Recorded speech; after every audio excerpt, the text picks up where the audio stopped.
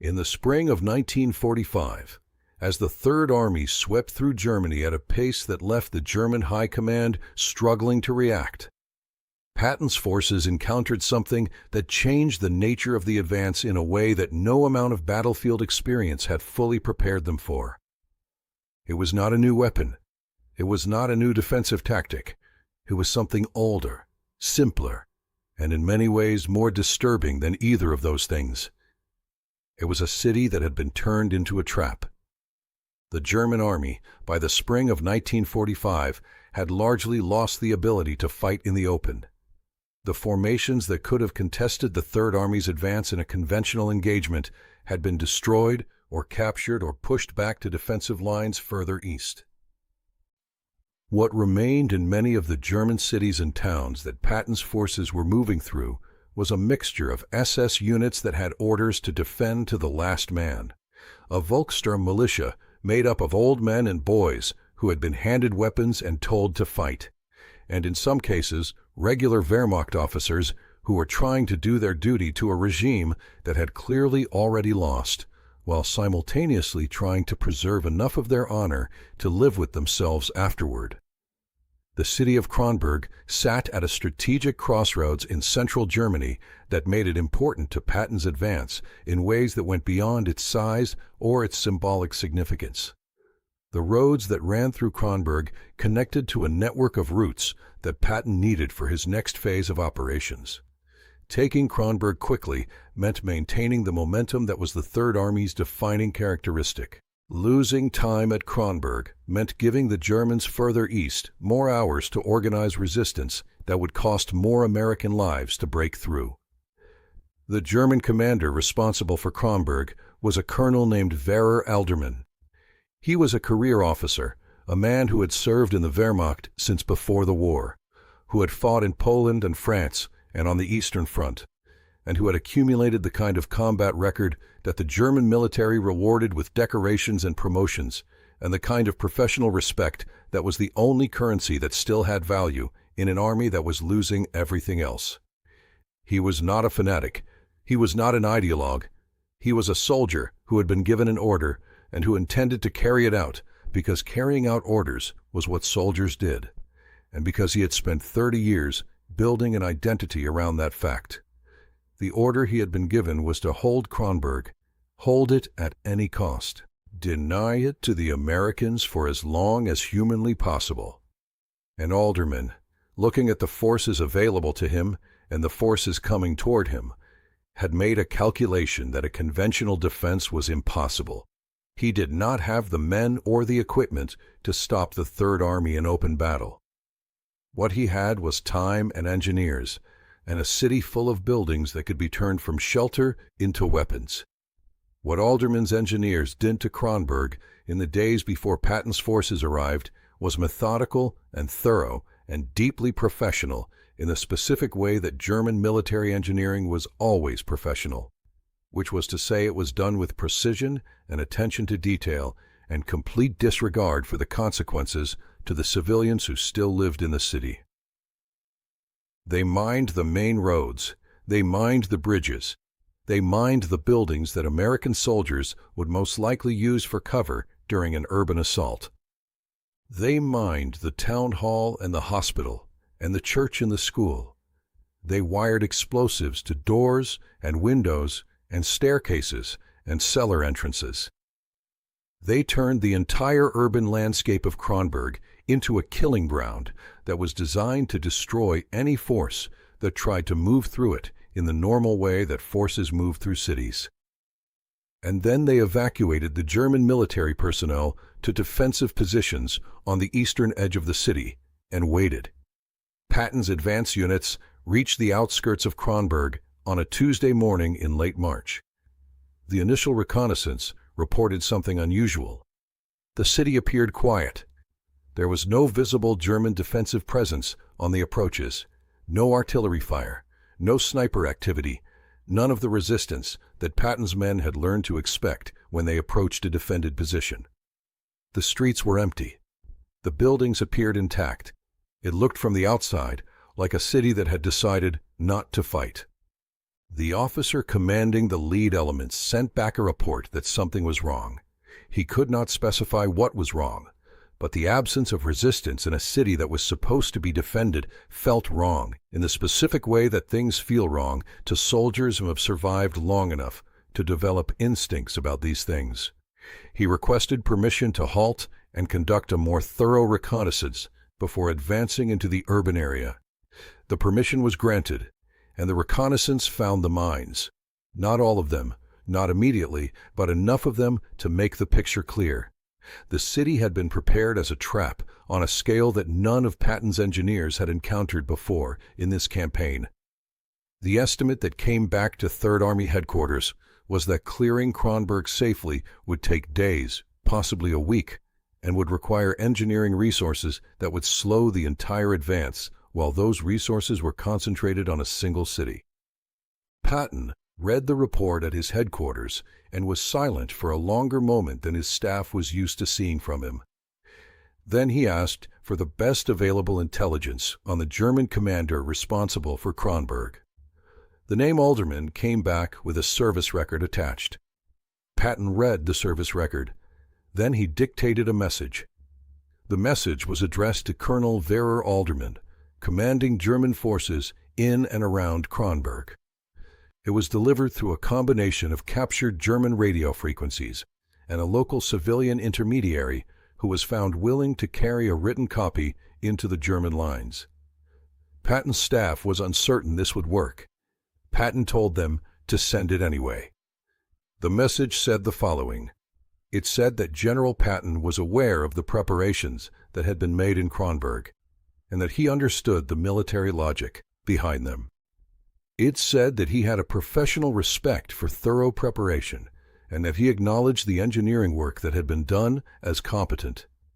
It said that none of this would matter in the outcome, because the Third Army was going to take Kronberg regardless of how it had been prepared, and that the only question was what Kronberg looked like when that happened. Then the message said something that nobody on Patton's staff had heard him say before in quite this form. It said that if Alderman's forces withdrew from Kronberg and provided accurate maps of all mine locations within the city, Patton would ensure that Alderman and his men were treated as prisoners of war in full accordance with the Geneva Convention, and that Alderman's cooperation would be recorded in the official Third Army report in terms that accurately reflected what he had done.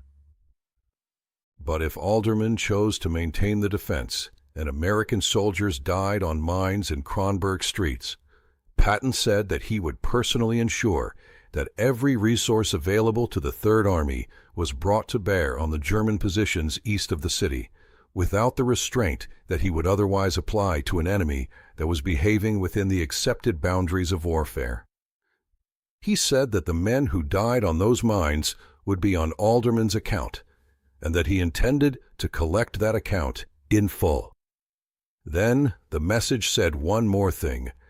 It said that Patton had read Alderman's service record, and that it was the service record of a professional soldier who had fought with honor in difficult circumstances over many years. It said that professional soldiers who had served with honor deserved to end their service with honor, and that the choice Alderman made in the next 12 hours would determine whether that was possible. It was, by any measure, an extraordinary communication from a commanding general to an enemy officer. Patton's staff debated afterward whether it was a threat, an offer, or something in between. The honest answer was that it was all three simultaneously, which was characteristic of the way Patton operated when he was at his most effective. He had given Alderman a reason to comply, a warning about the consequences of not complying, and an appeal to the professional identity that the German officer had spent his life constructing. He had done all of this in a message that took less than 2 pages to deliver, and that had been composed in less than 20 minutes. Alderman received the message at his forward command post east of Kronberg. He read it twice. Then he called his senior officers together and told them what it said. The discussion that followed lasted 3 hours, which was longer than Patton had given him, but shorter than the conversation might have been in different circumstances. The officers who had spent years fighting in the Wehrmacht, who had watched the army they served transformed into an instrument of a regime that had destroyed everything they had believed they were fighting to protect, who had arrived at this moment in a German city in the spring of 1945 with nothing left to defend except the professional identity that Patton's message had specifically addressed. Those officers were not unanimous, but they were a majority. Alderman sent a response. It said that he was prepared to discuss terms. It used the language of military formality that German officers used when they were doing something that required the cover of procedure. But the meaning was clear. He was going to comply. The maps arrived at Third Army headquarters the following morning. They were detailed, accurate, and comprehensive in a way that Patton's engineers said they had not expected. Every mine location in Kronberg was marked. Every wired explosive was identified. The maps had been prepared with the same professional thoroughness that had characterized the preparation of the trap in the first place, which meant they were reliable in a way that saved American lives that would otherwise have been lost.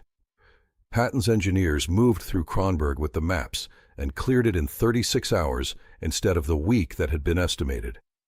The advance continued. Kronberg was taken without a single American casualty from mines, which was something that would not have been true if Alderman had chosen differently. Alderman and his men were processed as prisoners of war, as Patton had promised. His cooperation was noted in the official Third Army report. Whether this helped him in the post-war proceedings that followed is not clearly documented. What is documented is that when Patton was told that Kronberg had been cleared and the advance could continue, he said only that it was the right outcome and that Alderman had made the right choice, and that he hoped the German officer understood that the choice he had made was the honorable one rather than the easy one, because those were not always the same thing, and in this case they happened to be. His staff asked him afterward what he would have done if Alderman had not responded. What would have happened to Kronberg if the German commander had chosen to maintain the defense and force Patton to fight through a mined city street by street? Patton looked at the officer who asked this question for a moment. Then he said that he would have done exactly what he had threatened to do. He would have brought everything available to bear on the German positions, and he would not have moderated that response in any way. He said that threats that were not backed by intention were not threats. They were requests, and he had never in his life made a request when he intended a threat. Then he said that he had genuinely hoped Alderman would respond the way he did, not because it made the military situation easier, though it did, but because the alternative would have required him to destroy the professional record of a soldier who had, by the evidence available, served with genuine honor in a dishonorable cause. He said that there were not many of those left in the German army by the spring of 1945, and that he saw no reason to waste them unnecessarily. It was, his staff agreed afterward, the most Patton thing he had said in a very long time. The threat had been real. The respect had been real. The outcome had been the result of both of those things being communicated clearly to a man who was capable of understanding them. And George Patton had known from the beginning that Alderman was that kind of man, because he had read his service record and recognized in it the outline of someone who in different circumstances might have been exactly the kind of soldier Patton most respected. The war ended 6 weeks later. Patton never met Alderman in person. The two men who had conducted one of the strangest negotiations of the entire Western campaign never sat in the same room or shook hands or had the conversation that the exchange of messages had gestured toward. They communicated through intermediaries, through radio frequencies, through a civilian carrying a written message through the lines, and through the professional language of soldiers who understood each other well enough to reach an agreement without ever meeting face to face. That was enough. In the spring of 1945, in a war that was ending but had not yet ended, with men still dying every day for ground that would be irrelevant in 6 weeks. It was more than enough. So what do you think? Was Patton's message to aldermen one of his smartest victories because it saved lives without slowing the advance? Or was it a ruthless threat that only worked because both men understood exactly what total war had become?